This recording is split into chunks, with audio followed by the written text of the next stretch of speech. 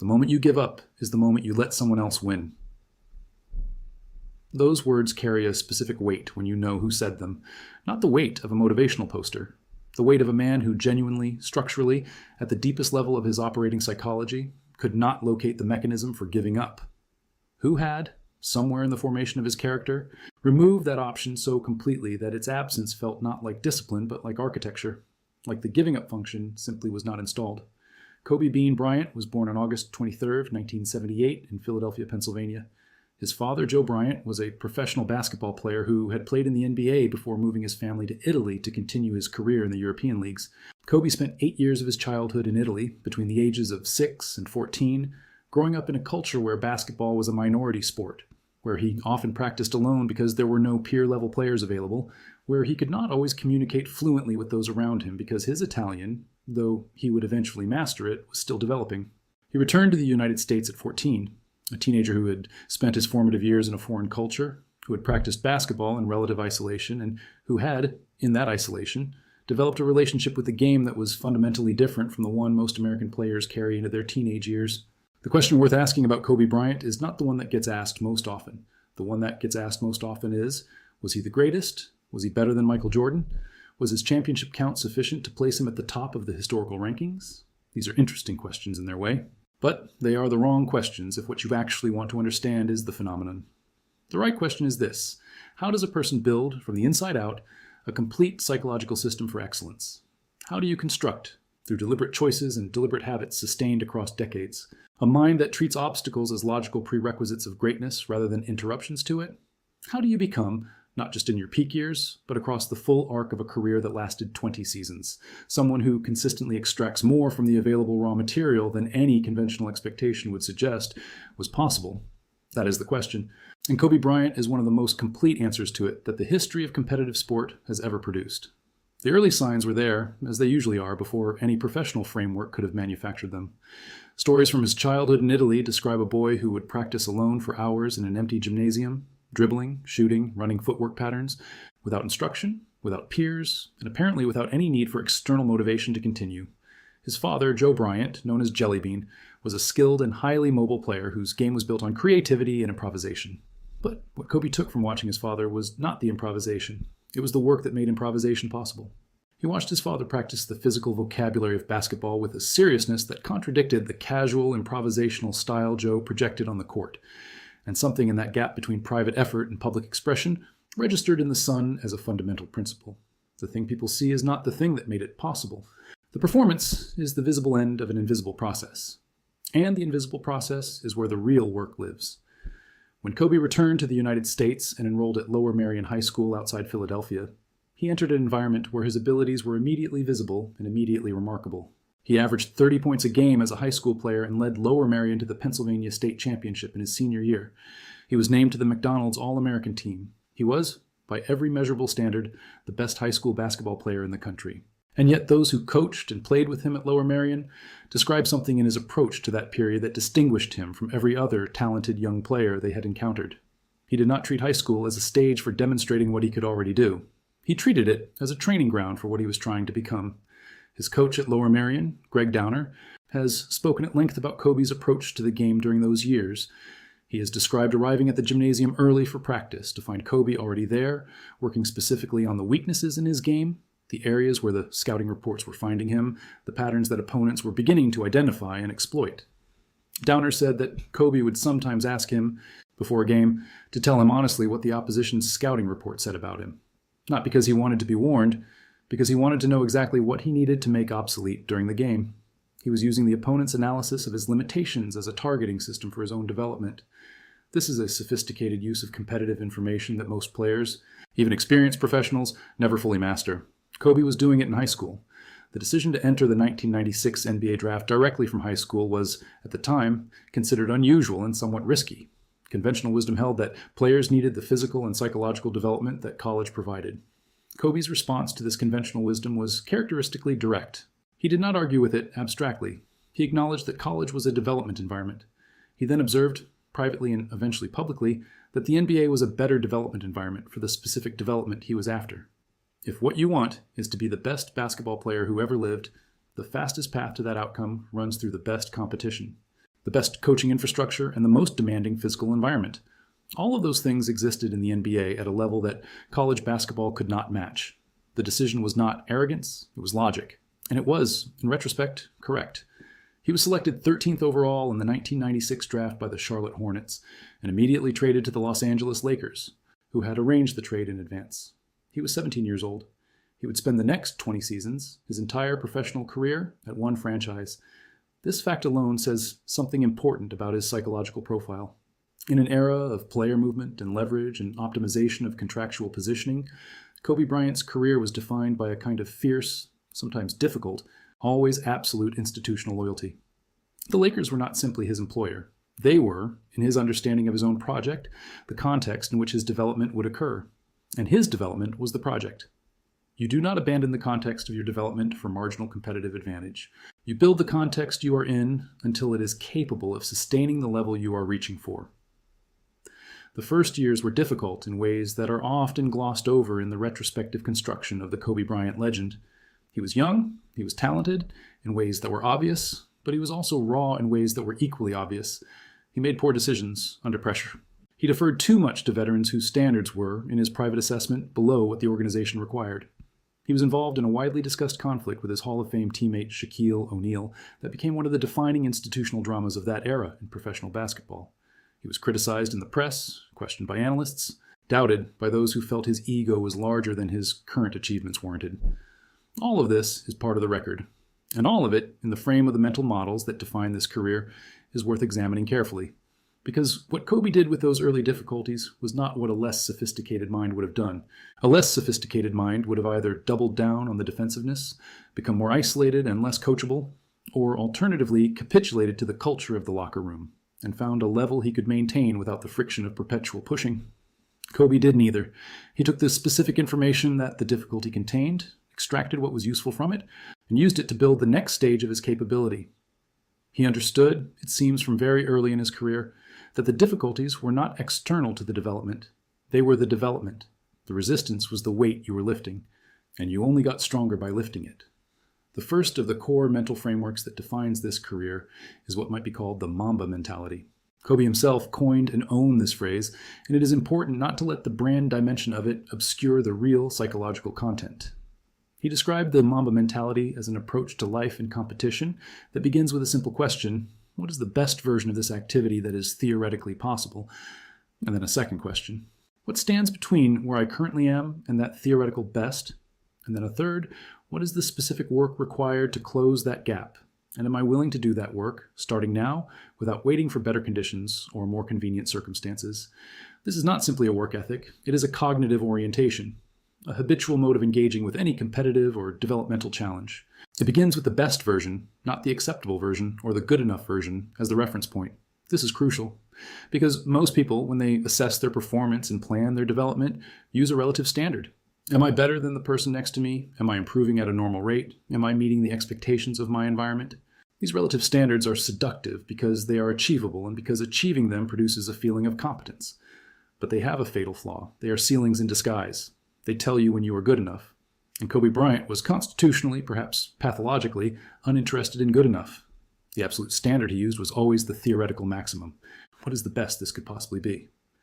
And because that standard is always ahead of your current position, you are never done. There is always another gap to close. There is always more work to do. This creates a permanent state of productive engagement with development that, sustained across a 20-year career, produces results that look from outside like an extraordinary natural gift, but that are from inside the perfectly predictable output of an extraordinarily demanding system applied with extraordinary consistency. The stories about Kobe's training habits are numerous, and they have been told so many times that they risk becoming mythology. But the mythology rests on a factual foundation that is worth examining carefully, because the facts reveal the mechanism in a way that the mythology obscures. He was known throughout his career for arriving at practice 4 to 5 hours before the official start time. Not occasionally, not when preparing for a big game. Regularly, as a matter of routine, he would complete a full workout, including film study, individual skill work, conditioning, and shooting, before the coaching staff had arrived to prepare for the official session. This meant that while his teammates were completing one training session, Kobe was completing what was, in effect, a second one. And then, in many documented instances, he would remain after the official practice to work on specific elements he had identified as requiring attention during the session.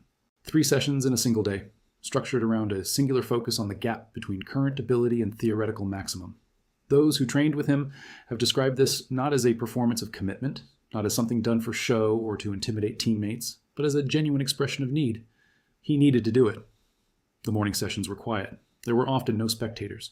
He was there because the next problem to solve was waiting, and solving it required this time and this repetition, and there was no reason to wait for a more convenient moment. This is the most important distinction. Most people who work hard do so in response to a felt obligation. They work because they feel they should, or because someone expects it, or because the competition requires it. Kobe worked because the problem was there, the gap was there, and the existence of a gap, for this mind, was simply an invitation to work that he was unable to decline without experiencing something that felt, in his own description, like a kind of internal wrongness. Dwayne Wade, one of his contemporaries and rivals, told a story in the years following Kobe's death that captures this with unusual precision. Wade described being at a USA basketball training camp and arriving at the facility at what he considered an early hour to get some extra shooting in before the official practice. He arrived to find Kobe already on the court, drenched in sweat, clearly well into an already extended session. Wade noted the time and said something to the effect that it was early for such a workout. Kobe looked at him with genuine puzzlement and said, "I've been here since 4. It was, by Wade's recollection, before 7 in the morning, and what struck Wade was not the willingness to wake up early, which in itself is unremarkable among elite athletes. It was the complete absence in Kobe's demeanor of any sense that this was exceptional. It was simply what the morning was for. The morning was for work, and the work started when the problem required it to start, not when a reasonable person might be expected to begin. The second framework is one that is deeply connected to the first, but operates at a different level. It is the framework of deliberate study. The intellectual dimension of Kobe Bryant's approach to basketball is, in the popular discussion of his career, almost always underemphasized relative to the physical and the competitive dimensions. But those who worked with him most closely, coaches, teammates, opponents, describe the intellectual apparatus as the engine that made everything else possible. Kobe was a student of the game in a sense that goes beyond the conventional meaning of that phrase. He did not simply watch film. He analyzed it with a level of structural attention that his coaches described as unusual, even among the most intellectually engaged players they had worked with. He was interested in defensive patterns, in the spacing tendencies of opposing teams, in the specific habitual responses of individual players to pressure situations. He cataloged this information with the precision of a researcher compiling a database, and then he used it. The way he used it is where it becomes genuinely interesting. Most players who do film study use it reactively. They identify what opponents are doing and then plan a response. Kobe used it predictively. He was looking not just for what opponents did in standard situations, but for what they did when their standard situations were disrupted. What happens to a defender's positioning when you attack the second step rather than the first? What happens to a help defender's assignment when the primary ball handler draws a double team at an unexpected moment? What happens to the defensive rotation when the ball movement sequence doesn't follow the expected pattern? These are second-order questions. They require you to have so thoroughly internalized the standard patterns that you can model what happens to them under stress. This is a significant cognitive capability, and it is one that, like all cognitive capabilities, is sharpened by practice. Kobe practiced it constantly. Tex Winter, the legendary basketball coach who served as an assistant under Phil Jackson with both the Chicago Bulls and the Los Angeles Lakers, was one of the most technically sophisticated basketball minds in the history of the sport. He developed the triangle offense, a system of such structural complexity that most coaches who have attempted to implement it have found themselves overwhelmed by its tactical requirements. Winter's relationship with Kobe Bryant began with skepticism and developed into something approaching profound respect. Winter described Kobe as the most intellectually demanding student of the game he had ever worked with. Not because Kobe simply accepted Winter's teaching, he frequently challenged it. He would push back on aspects of the triangle's principles with questions that were so technically precise that they required Winter to either justify the principle rigorously or acknowledge that Kobe had identified a genuine limitation. Winter said that these exchanges made him a better teacher and a better analyst, because the rigor Kobe brought to the intellectual study of basketball forced him to inhabit his own knowledge at a deeper level than he would have done otherwise. This pattern of challenging teachers and coaches, rather than simply absorbing their instruction, appears consistently across Kobe's career and reveals something important about the quality of his intellectual engagement with the game. He was not a passive learner. He was an active and sometimes adversarial one, in the best sense of that word. He brought a genuine critical intelligence to every claim about how basketball should be played, which meant that what he ultimately integrated into his game was not simply what he had been taught. It was what he had been taught, subjected to rigorous examination, refined by his own analysis, and then tested against competitive reality. The result was a basketball intelligence that was genuinely his own, constructed through a process that resembled, in its rigor, the kind of independent intellectual inquiry that we associate with serious academic or scientific work. He studied players across generations and across positions with a breadth that his coaches found unusual. He was deeply interested in the footwork principles of the great post players, not primarily because he aspired to play in the post, though he eventually became one of the most dangerous mid-range and post scorers in the game's history, but because the movement principles embedded in post play applied to perimeter play in ways that most perimeter players had never considered. He studied Hakeem Olajuwon's footwork videos with an attention to detail that Olajuwon himself, when they eventually worked together directly, described as remarkable. He extracted from those footwork patterns the underlying principles of balance, deception, and spatial manipulation, and he applied those principles to situations Olajuwon had never inhabited. He translated the knowledge across positions. This kind of cross-domain thinking is rare. It requires you to abstract the principle from the specific application, which is a cognitively demanding operation, and then to reconstitute the principle in a new context. Kobe did this repeatedly, systematically, and with a productivity that was visible in the evolution of his game across 2 decades. The third framework concerns the relationship between pain and performance. Not pain management in the simple sense of playing through injury, though Kobe's career contains examples of that which are genuinely extraordinary, something deeper. The relationship between discomfort of any kind, physical, emotional, social, competitive, and the maintenance of elite function. Kobe Bryant played 50 games in the 2012-13 season with what his body was telling him were the early signs of significant physical breakdown. He did not miss those games because he had made a decision that his long-term health was less important than his short-term performance. He did not miss them because his relationship with his own well-being was indifferent or self-destructive. He did not miss them because the culture of the NBA required players to perform through pain, and he was simply complying with that culture. He played through them because he had developed, over decades of high-level athletic competition, a very precise understanding of the difference between pain that is a signal of structural damage requiring immediate attention, and discomfort that is the cost of operating a maximally stressed human body at the highest level of physical activity, and that is survivable, and that in certain important ways is the training stimulus rather than the warning signal. This distinction is important, and it is not always made correctly, even by elite performers. Many athletes play through pain they should not play through and damage themselves unnecessarily. Others are more cautious than necessary and leave performance on the table that their bodies could actually sustain. Kobe, by the evidence of his career, had a calibration that was unusually accurate. He was able to perform at high levels with physical limitations that would have ended games for other players, not because he was indifferent to the limitations, but because he understood them precisely enough to route around them. He would adjust his movement patterns to protect a compromised joint while maintaining overall performance. He would shift his offensive approach to reduce demands on an injured limb while creating new angles of attack that opponents were not prepared for. He was, in effect, solving engineering problems in real time, which required an unusual combination of physical self-awareness and tactical creativity. The most documented example of this is the night of April 12, 2013. Kobe Bryant, then 34 years old, tore his Achilles tendon in the fourth quarter of a game against the Golden State Warriors. The Achilles is one of the most devastating injuries an athlete can sustain. The pain is severe. The structural damage is complete. The normal response, the response of virtually every athlete who has ever sustained this injury in game conditions, is to immediately stop playing. Kobe did not immediately stop playing. He went to the free throw line and made both free throws. Then he limped to the bench under his own power. There are various interpretations of what this moment represents. The most accurate one is probably this.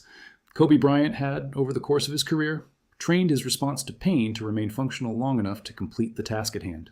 Not indefinitely, not recklessly, but long enough. And in that moment, the task at hand was making 2 free throws. He made them. Then he stopped.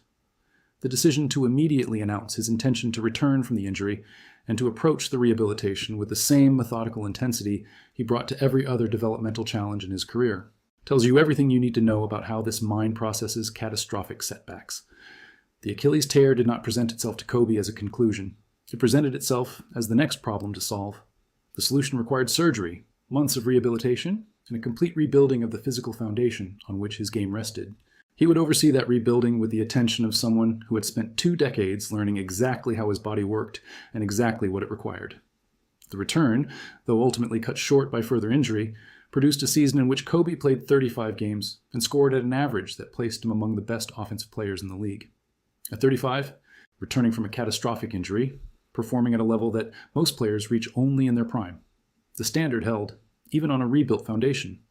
The fourth framework is one that is visible in the career statistics, but that becomes genuinely comprehensible only when you understand the thinking behind it. It is the framework of offensive completeness. The deliberate construction of an offensive game so varied, so multi-layered, and so technically complete that no single defensive strategy can contain it. The conventional approach to offensive development in basketball is specialization. Players identify their strongest skill and build their offensive game around it. The three-point specialist becomes extraordinarily effective from range and develops the footwork and movement needed to create clean looks from distance. The slashing scorer develops elite first-step quickness and finishing ability around the rim.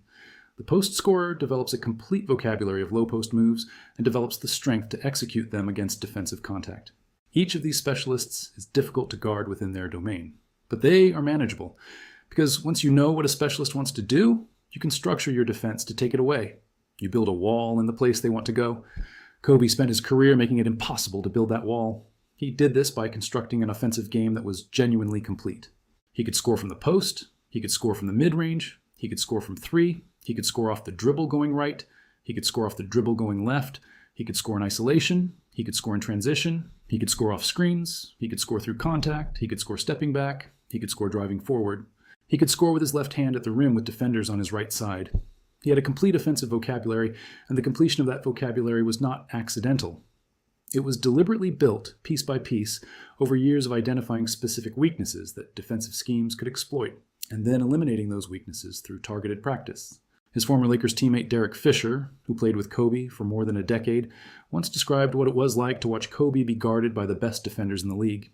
He said that what was remarkable was not that Kobe could beat any defender. It was that Kobe could beat any defensive strategy.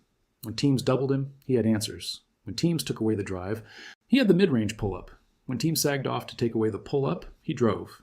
When teams played him tight at the perimeter, he used his footwork to create separation. Fisher said that from the vantage point of a teammate, it was like watching someone play a different version of the game than everyone else was playing.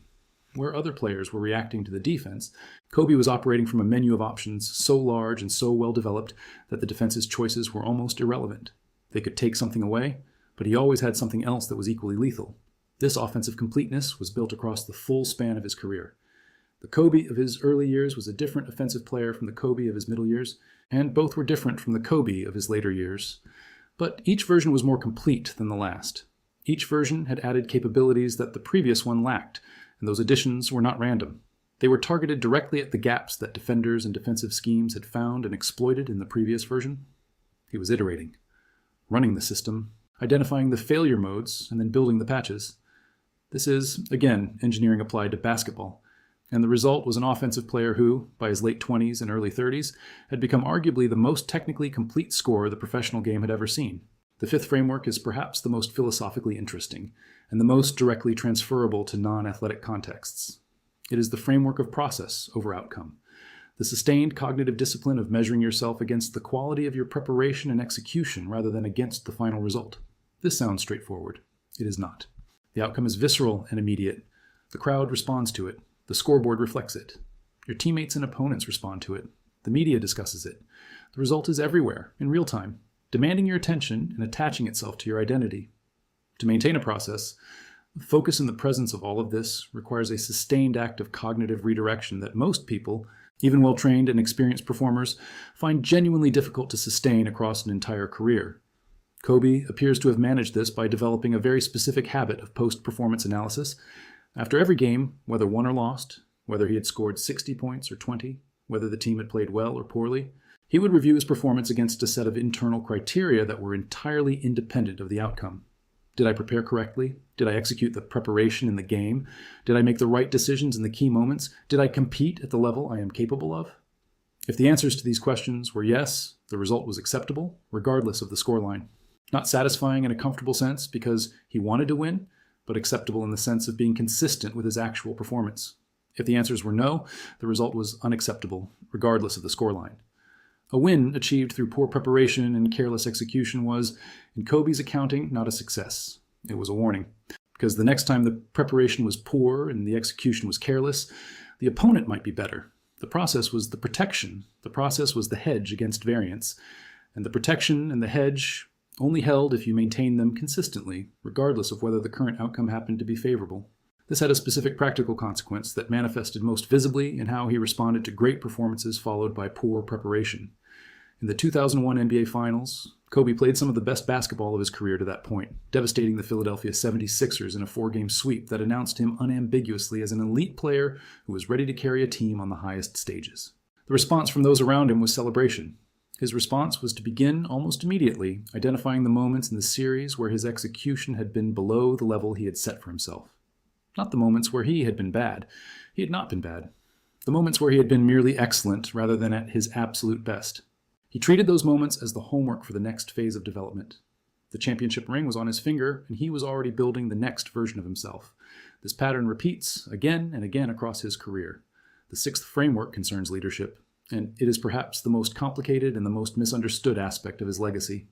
Because Kobe Bryant was not, at least for the first decade of his career, a conventionally effective leader in the interpersonal sense. He was demanding in ways that sometimes felt to teammates less like leadership and more like judgment. He held others to the internal standards he had set for himself, and those standards were not adjusted for the reality that other people had different temperaments, different developmental trajectories, and different relationships with the game than he did. The conflict with Shaquille O'Neal, which was one of the defining narratives of the three-peat championship era, was at its root a conflict between two entirely different philosophies of preparation and commitment. O'Neal was a transcendent talent who operated from a model of natural gifts managed efficiently. He did not need to maximize his preparation because his physical gifts were so extraordinary that reasonable preparation was sufficient for dominance. Kobe operated from a model in which natural gifts were the starting point and maximal preparation was the only acceptable relationship with them. The friction between these two models produced tension that at times was organizationally damaging, but it also produced something else. The friction forced both players toward better versions of themselves than either would have produced in a more harmonious environment.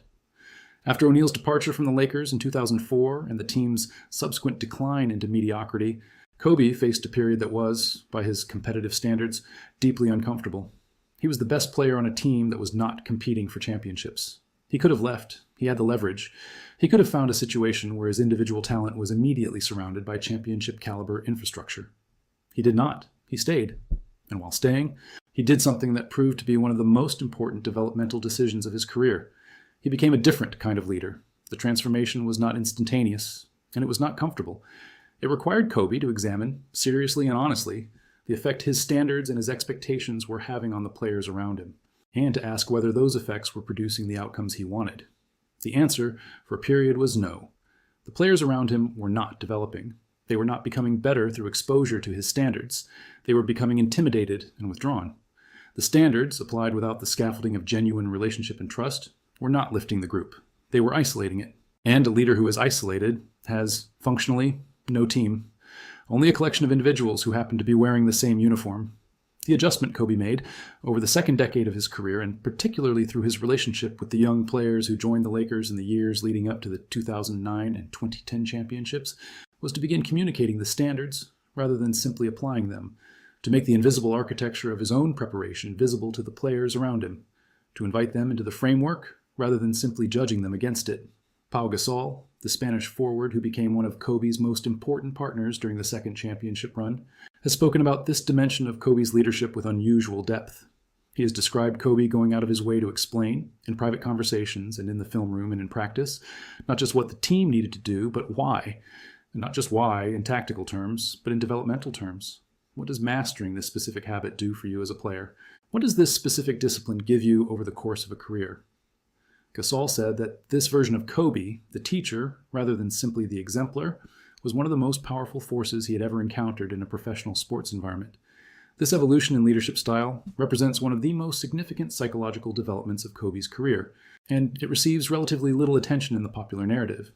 The popular narrative about Kobe's leadership is mostly about the early friction, the difficult relationships, the impossibly high standards applied without sufficient empathy. That narrative is accurate in its description of the early period, but it is incomplete as a full account of the career. The later Kobe, the Kobe of the second championship run and the years that followed, had developed a leadership capability that was considerably more sophisticated and considerably more effective than the early version. And the development of that capability was, characteristically, the result of identifying a specific area of weakness, analyzing it rigorously, and building the solution with the same systematic intensity he brought to every other developmental challenge. The seventh framework is the one that defines the emotional texture of this career most distinctly.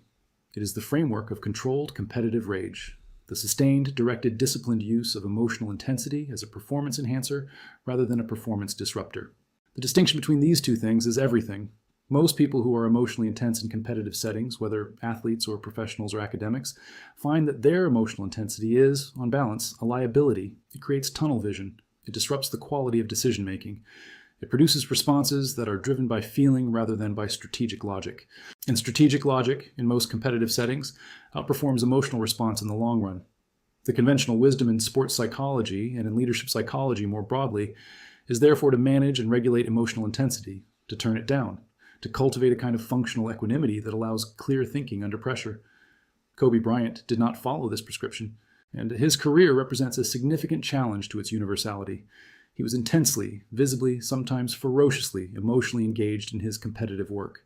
He played with a fury that was palpable from the stands. He communicated on the court in ways that were, at times, extreme in their directness and their emotional charge. He was not equanimous. He was not calm. And yet, his decision-making under pressure was among the best in the history of his position. His late-game execution in high-stakes situations was documented and celebrated across 2 decades. He did not fall apart in big moments. He expanded. He became more of himself, more precise, more effective, more dangerous at the exact moments when the emotional intensity was at its highest. The explanation for this apparent paradox lies in the specific quality of his competitive rage.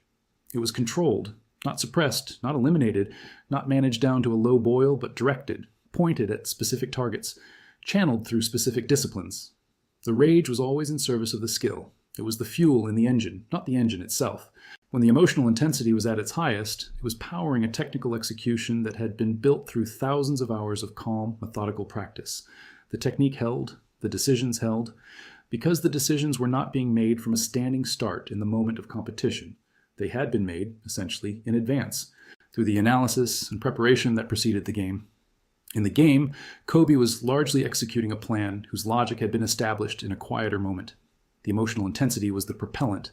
The pre-established plan was the guidance system. Phil Jackson, who coached Kobe for 11 of his 20 seasons, and who is one of the most psychologically sophisticated coaches in the history of professional basketball, worked continuously throughout their relationship to help Kobe develop the discipline of channeling rather than suppressing his emotional intensity. Jackson's approach to this, rooted in Zen Buddhist principles that he had applied throughout his coaching career, was not to ask Kobe to be less. It was to ask him to be more deliberate, to notice the emotional state, to name it, and then to use it intentionally rather than being used by it. Kobe's engagement with this framework was, according to Jackson, never entirely comfortable. He was not a naturally contemplative person in the meditative sense, but he was a naturally analytical person, and the analytical capacity gave him access to the self-awareness that the practice of deliberate emotional use required. He could observe his own emotional state with enough clarity to make a choice about what to do with it. And over time, that choice became a habit. And the habit became a capability. And the capability became one of the defining features of his late career excellence. The eighth framework concerns longevity, and the specific cognitive relationship with time that sustained high performance requires over 2 decades. Kobe Bryant played 20 seasons in the NBA.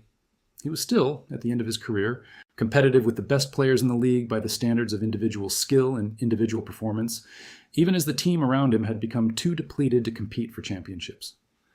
The physical challenges of maintaining elite athleticism across that span are obvious and well documented. What is less documented is the cognitive and psychological challenge of maintaining the specific orientation, the hunger, the engagement, the refusal to settle across a period of time that would, for most people, have produced at least some drift toward comfort and accommodation. Kobe addressed this challenge through something that might be called active narrative renewal, a continuous process of reframing what the project was and why it mattered. In the early years, the project was establishing himself as one of the best players in the game. In the championship years, it was building a legacy of winning. After O'Neal's departure, it became proving that he could lead a team to a championship as the primary option, without the structural advantage of having a physically dominant center as the foundation of the offense. After the 2 championships in 2009 and 2010, the project became something more personal and more philosophical. It became the completion of a body of work that he could honestly assess as total, as something that used everything he had, as a career that left nothing in reserve. This renewal of narrative is important because it means there was always a new reason that the work mattered. The motivation was not a single fixed object that could be obtained and then become obsolete. It was a living thing, constantly being regenerated in response to the changing circumstances of the career. When one goal was achieved, the framework immediately generated the next goal, and the next justification for the same level of preparation and commitment. This prevented, in a structural way, the complacency that tends to follow achievement. Because the achievement was always immediately contextualized as one point in an ongoing project, rather than as the destination of a completed journey. His final season, in 2015-16, was a study in this narrative renewal taken to its extreme. The team was clearly not a championship contender. Kobe was 37 years old and physically compromised by the accumulation of injuries that 2 decades of elite competition inevitably produces. He was scoring at a high volume, but on a low shooting efficiency that was unusual for a player of his technical quality. And that reflected the reality of a body no longer capable of producing the specific physical conditions that made his technique most effective. And yet he kept playing. He kept working. He kept preparing with the same seriousness that had defined the preceding 20 years. The final game, on April 13th, 2016, at the Staples Center, became one of the most statistically extraordinary individual performances in the final act of any professional athletic career. He scored 60 points. In the final game of his career, at 37 years old, on a depleted team in a meaningless late-season game, he scored 60 points and produced the game-winning plays in the fourth quarter. This is so improbable a result that it could, in the wrong framing, read as cinematic fabrication. But it actually happened. And it happened because, in the most basic terms, he had prepared for it, not specifically for this game, but for the 20 years that preceded this game. And 20 years of a specific quality of preparation eventually produces, in the moments that call for it, the thing that preparation produces, which is capability in excess of expectation, which is performance that exceeds the apparent available resources, which is, in the language the culture uses when it does not have more precise terminology, magic. The ninth framework is one that has been heavily discussed in the aftermath of Kobe's death, and that deserves a careful and unsentimental examination, rather than the hagiographic treatment it sometimes receives. It is the framework of mentorship and knowledge transfer. The degree to which Kobe, in the later stages of his career and in the period after his retirement, understood his own knowledge as something that needed to be passed on. He had, during his playing years, mentored young players in ways that were sometimes formal and sometimes informal, and that were, by the accounts of those who received the mentorship, genuinely transformative. DeMar DeRozan, Brandon Ingram, Jordan Clarkson, and others have described Kobe sharing specific technical and psychological knowledge with a generosity that sat in somewhat complicated relationship with the demanding, sometimes harsh persona he projected in competitive environments. But in the teaching context, the harshness was structural rather than personal. It was the demand for rigor, for precision, for the willingness to be wrong and to keep refining. These are the demands that any effective teacher makes. And Kobe made them because he had internalized, through his own experience, that rigor and precision and the willingness to be wrong were the actual tools of excellence. Not talent, not effort in the general sense. This specific combination of intellectual honesty and disciplined practice. After retiring, Kobe turned to storytelling and to the work of making the knowledge visible through narrative. He founded a production company, Granity Studios, focused on sports-related storytelling that could communicate the inner life of athletic excellence to young people. He won an Academy Award for the animated short film Dear Basketball in 2018. He was, in this post-playing phase, applying the same analytical and developmental energy that had defined his playing career to a new domain. The transition was characteristically complete. He did not approach creative work as a dilettante or as a celebrity lending his name to someone else's project. He was a working creative director, deeply involved in the craft dimensions of the work, learning the technical requirements of a new field with the same methodical seriousness that had characterized his development as an athlete. Those who worked with him on these projects describe a person who asked the same kinds of questions about filmmaking that he had asked about basketball. What is the best version of this? What is the gap between where this is and where it could be? What specific work is required to close that gap? The framework transferred.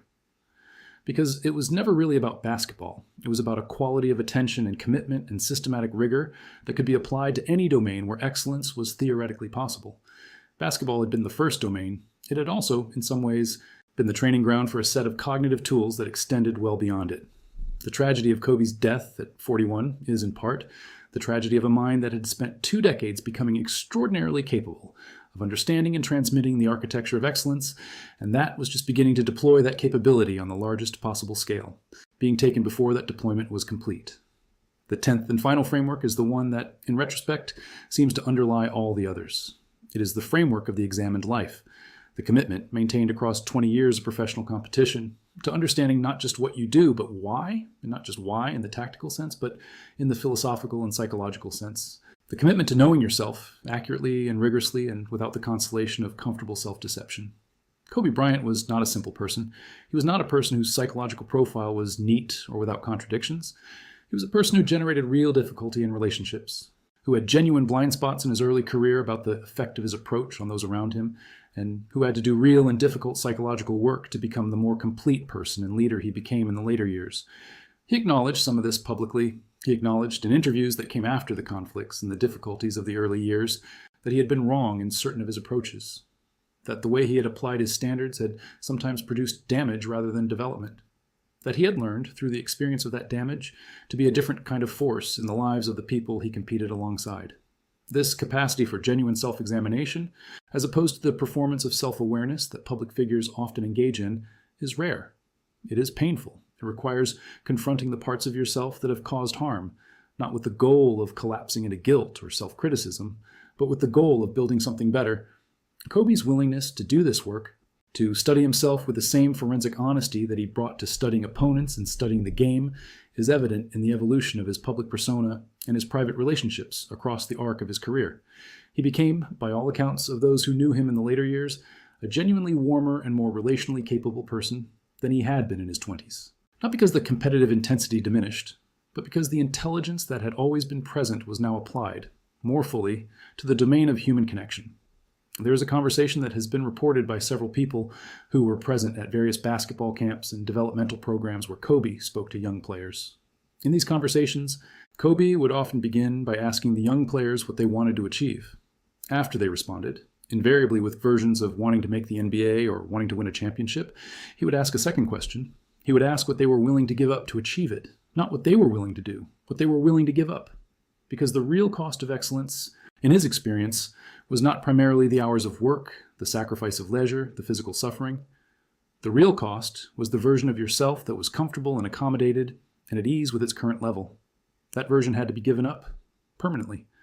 And the giving up of it was not a one-time decision. It was a daily renewal, a daily choice to recommit to the standard and to the process rather than to the comfort of the achievement already secured.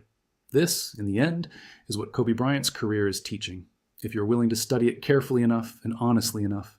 It is not a lesson about talent. It is not a lesson about work ethic, in the simple sense of putting in more hours. It is a lesson about the construction of a mind, about the specific cognitive and psychological architecture that makes it possible to sustain the pursuit of the theoretical maximum across conditions that include failure and loss and injury and criticism, and the gradual diminishment of physical capability. The architecture is buildable. It is not a gift. It is a construction, and the materials are available to anyone willing to assemble them with sufficient honesty and sufficient patience. The 5 championships, the 2 scoring titles, the 18 All-Star selections, the 81 points in a single game, the 60 points in the final game, the Academy Award, the life built in service of a project that never really finished, because the person who operated it understood, at the deepest level of his operating psychology, that finishing was the only unacceptable outcome. These are not the story. They are the evidence. The story is the framework that produced them. The story is the mind that built the framework.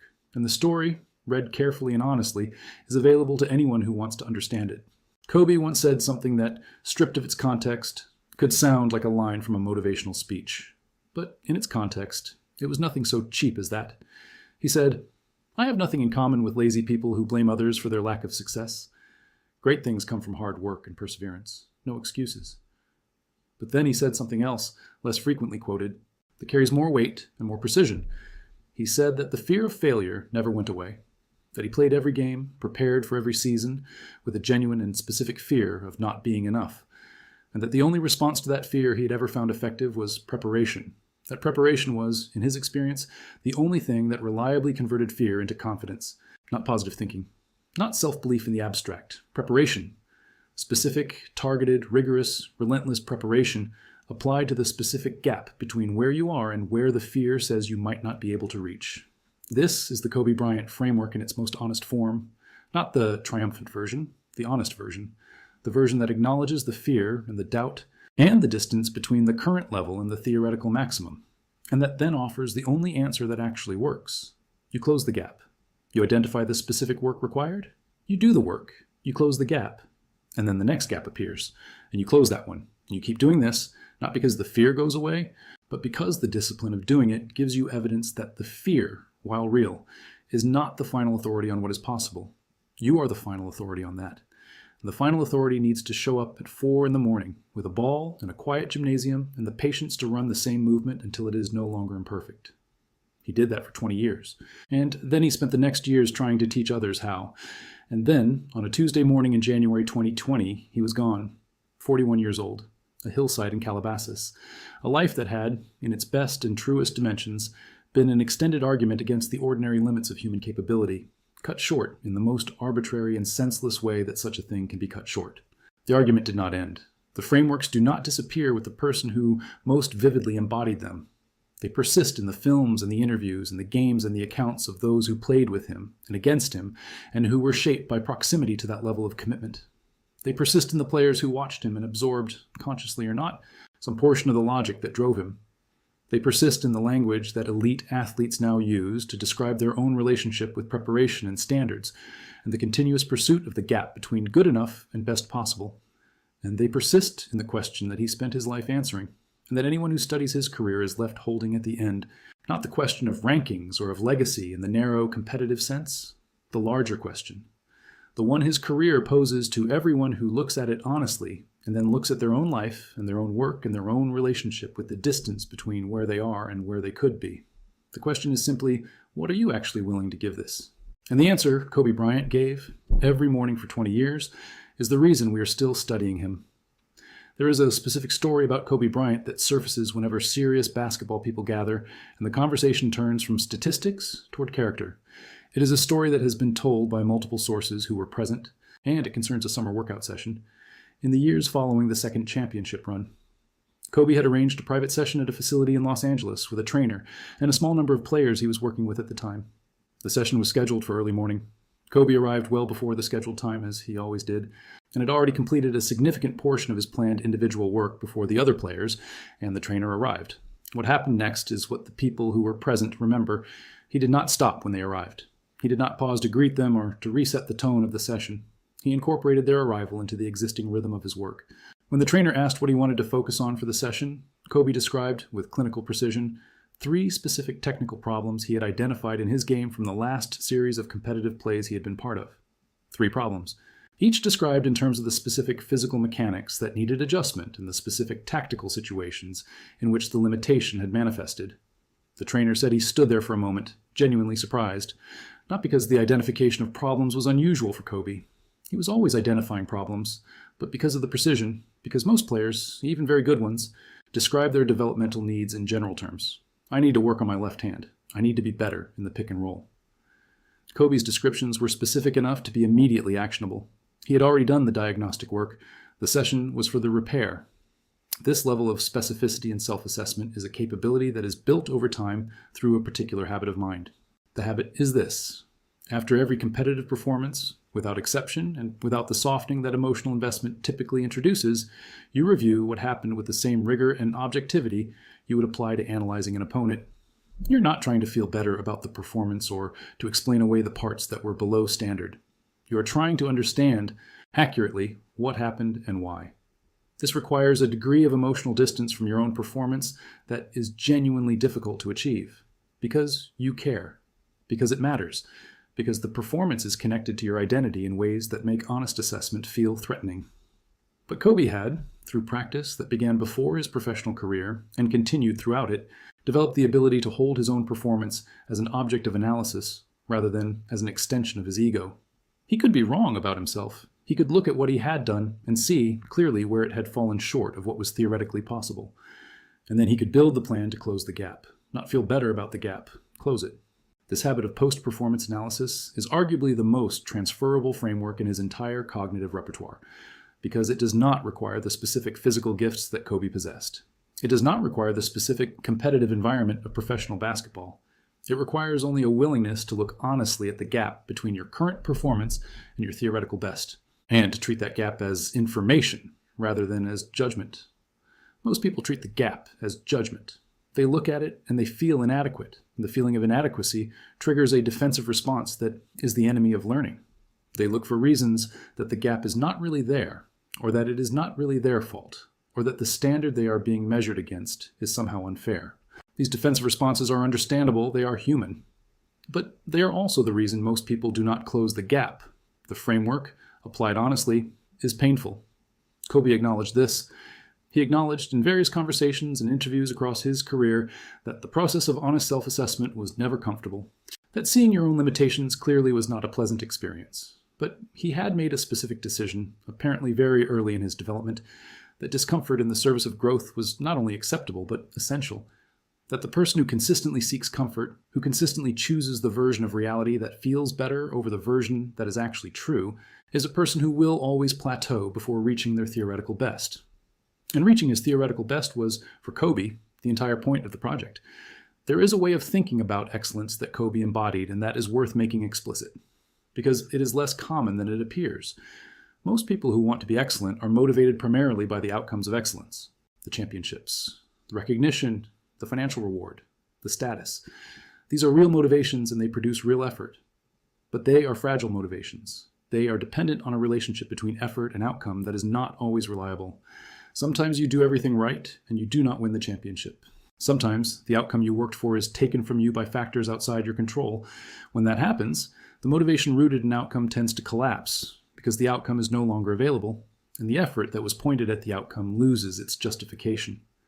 Kobe's motivation was rooted differently. It was rooted in the process itself, in the quality of the preparation, in the specific satisfaction of closing a gap that had been identified, in the daily demonstration to himself that he was operating at the standard he had set. This motivation is not dependent on outcome. It is dependent only on the quality of the process, and the quality of the process is entirely within your control. When the outcome does not come, the process-motivated person can honestly assess the process and determine whether it was sufficient or whether it needs adjustment, and then adjust it and continue. There is no collapse. There is only the next iteration. This does not mean Kobe was indifferent to winning. He was not. He was intensely invested in winning. And the failures, particularly the failures in the middle period of his career when the team was not strong enough to compete for championships, were genuinely painful for him. But the pain did not destroy the project. It informed it. It added urgency and specificity to the ongoing development. What do I need to build to make winning possible again? What does this team need? What do I need to become? These questions were asked and answered with the same analytical rigor as every other developmental question. And over time, the answers produced the 2009 and 2010 championships, the results that validated the process in the most direct and public way available. The relationship between pain and information is one of the central themes of this career, and it operates at every level. Physical pain tells him where the body needs attention. Competitive failure tells him where the game needs development. Interpersonal friction tells him where the leadership approach needs refinement. Public criticism tells him, at minimum, what the perception is, and when it is accurate, what the reality requires. Nothing is simply experienced. Everything is analyzed. Everything yields information. And the information is always converted into development. This is exhausting to contemplate as a sustained way of being. It does not leave much room for rest in the psychological sense. It is, in fact, a mode of operation that would, for most people, produce burnout relatively quickly, because it requires a permanent state of high cognitive engagement that most people cannot maintain indefinitely. But for Kobe, by all accounts, it was simply the natural state. It was not a practice he was maintaining against the resistance of a different default. It was the default, the analyzing, the questioning, the identifying of gaps, the building of plans, the execution of plans, the assessment of results. This was the texture of ordinary experience for a mind like his. The basketball was not, in this sense, the primary activity. The thinking about the basketball was the primary activity. The playing was where the thinking manifested. But the thinking was always ongoing, always producing its next generation of questions, always generating the new problems that the next session would attempt to solve. Those who have spent time around people with this quality of cognitive relationship with their work describe it as, in some ways, a difficult thing to be around. The energy is extraordinary. The engagement is total. But there is also a kind of relentlessness to it that can feel, from outside, like an absence of satisfaction. Like someone always reaching for the next thing before the current thing has been properly appreciated. And this is not entirely inaccurate. Kobe did not dwell on achievements. He noted them, acknowledged them in the appropriate contexts, and moved on. The appreciation was always oriented toward the next challenge, rather than toward the last accomplishment. This is a specific trade-off. It produces extraordinary achievement at the cost of a certain kind of present moment peace. It is not for everyone, and it should not be held up as simply a virtue without acknowledging what it costs. Kobe acknowledged the cost. He spoke in later years about the complexity of the relationship between his basketball self and his life outside basketball, about the way the total investment in the project had, at times, made it difficult to be fully present in his relationships, about the work he had done to become a more present father and partner, about the genuine satisfaction he found in his children and in the life he was building after basketball, a satisfaction that operated differently from the satisfaction of competitive achievement, that was quieter and warmer and more permanent in a way that he found surprising and valuable. He was not a person who had always had easy access to this kind of satisfaction. He had built his access to it through the same deliberate process of development and refinement that he had applied to everything else. And by the accounts of those who knew him in the last years of his life, he had gotten genuinely good at it. The image of Kobe Bryant that the public carries is largely the image of the competitor, the focused gaze, the relentless scoring, the fury and the precision and the will that seemed to bend competitive reality toward the outcomes he wanted. And that image is accurate. It is a real thing, but it is incomplete. The fuller image includes the teacher, the father watching his daughter play the game he had devoted his life to, the filmmaker wrestling with the craft requirements of a new medium with the same honest engagement he had brought to basketball, the man who had built, through an extraordinary and often painful process of development, something approaching a complete human life rather than simply a great athletic career. The great careers always contain a question for the people who study them, not the question of whether the person was the best. That question is less interesting than it appears. The question is, what did they discover about what is possible, and how did they discover it, and what does that discovery mean for anyone else who is asking what is possible for them? Kobe Bryant discovered that the gap between ordinary and extraordinary is, at its foundation, not a gap of talent or even of effort in the conventional sense. It is a gap of cognitive orientation. It is the difference between treating your current level as roughly what you are and treating your current level as a temporary stop on the way to a theoretical maximum that always exists and is always worth pursuing. The person who treats their current level as roughly what they are will improve incrementally, if they improve at all, and will reach a ceiling that is determined primarily by their starting conditions. The person who treats their current level as a temporary stop will build a trajectory that compounds across time, and the direction of the compound is always upward, and the ceiling of such a trajectory is, in practice, never reached before other factors intervene. What other factors intervened in Kobe's case is a fact that cannot be examined without grief and without the specific kind of incompleteness that accompanies any story cut short before its natural conclusion. The trajectory was still upward. The mind was still building. The frameworks were still being applied. The project was still ongoing. And then it wasn't.